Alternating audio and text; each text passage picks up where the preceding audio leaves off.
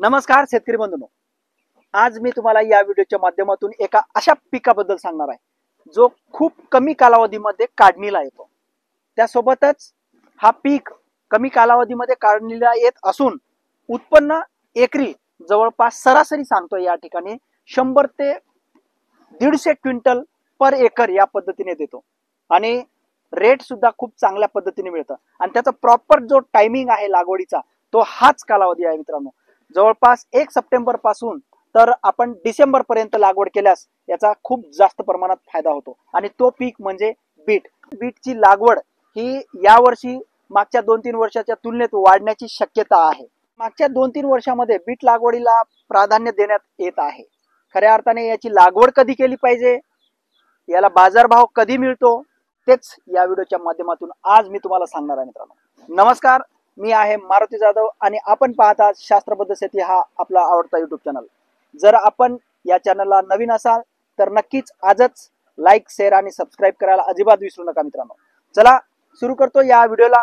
मित्रांनो, बीट असा पीक आहे जो फक्त 55 ते 60 दिवसामध्ये काढायला येतं आणि याचा जो काही उत्पन्न आहे तो एकरी मी तुम्हाला कमीत कमी या ठिकाणी सांगतो आहे तर 10 ते 12 टन म्हणजे 100 ते 120 क्विंटल पर्यंत हे ॲव्हरेज आहे मित्रांनो। जास्तीत जास्त आपण 150 क्विंटल पर्यंत याचं उत्पन्न एकरी घेऊ शकतो। आणि दुसरी गोष्ट म्हणजे काय तर महाराष्ट्रामध्ये वेगवेगळ्या जातीची लागवड केली जाते आणि याच्यामध्ये सगळ्यात जास्त जी काही व्हरायटी लागवड केली जाते ती आहे मित्रांनो लालिमा, जे की याचा कलर लाल आहे, त्यासोबतच याची शायनिंग, याला बाजारामध्ये मागणी आणि बऱ्यापैकी जास्तीत जास्त महाराष्ट्रामध्येच नव्हे तर भारतामध्ये सगळ्यात जास्त लागवड केली जाणारी ही एक जात आहे मित्रांनो। तर त्यासोबतच मी तुम्हाला इतर जाती सांगतो आहे, त्यामध्ये सिंजेंटा कंपनीची एक रूढी पण येते, अक्षय सीड्स या कंपनीची अक्षय व्हरायटी येते मित्रांनो, त्यासोबतच सकाटा।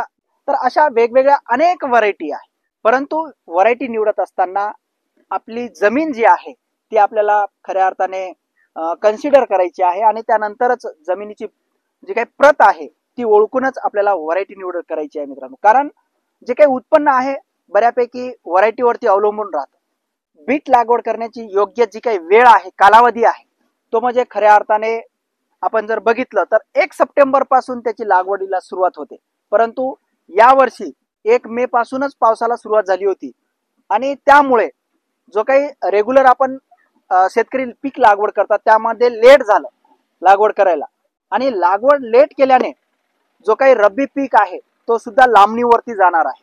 त्यामुळे जे मी तुम्हाला 1 सप्टेंबर पासून खऱ्या अर्थाने बीट पिकाची लागवड होते हे सांगतो आहे तर ती सुद्धा लांबणीवरती जात आहे मित्रांनो। मागच्या वर्षी जर आपण रेट फॅक्टरचा विचार केला तर प्रति कॅरेट हे मित्रांनो 350 ते 450 रुपये या पद्धतीने रेट मिळाला होता आणि मी जे तुम्हाला बीट कॅरेट बोलतो आहे हे फक्त आणि फक्त 6 केजीची कॅरेट असते मित्रांनो।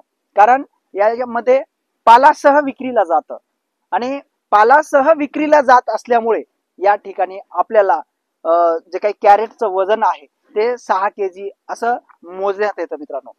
आणि मी तुम्हाला 6 केजीचं जे काही रेट सांगतोय मागच्या वर्षीचा हायेस्ट पहिल्यांदा मागच्या 4-5 वर्षामध्ये शेतकऱ्यांना मिळालेला आहे आणि तो म्हणजे 350 ते 450 केजीच्या स्वरूपात बोलायचं झालं तर 50 ते 80 रुपये असा सरासरी भाव पहिल्यांदाच मागच्या वर्षी मिळालेला होता आणि त्या कारणामुळेच बीट लागवडीकडे यावर्षी जास्त कल वाढणार आहे।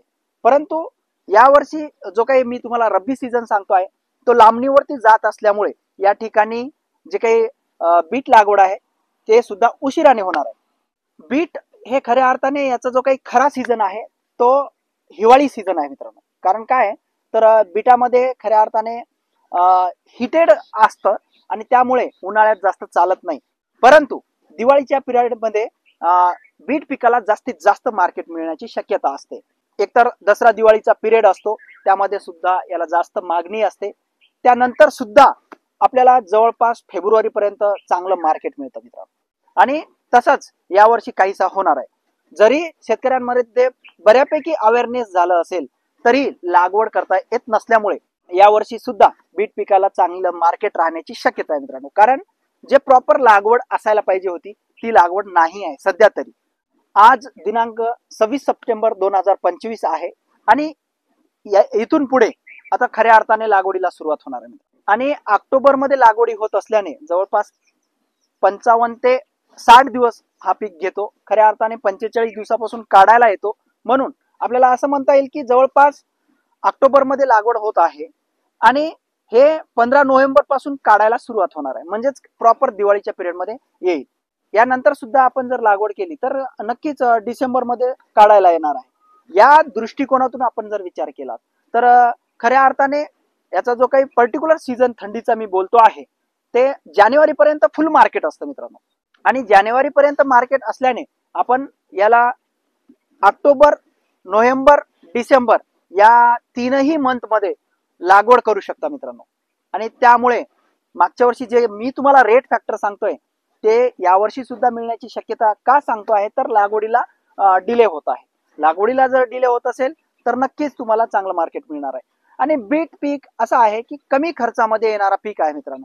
याला जास्त खर्च नसते, जास्त फवारणी नसते, बेसल डोस तेवढं पुरता तुम्ही टाकू शकता.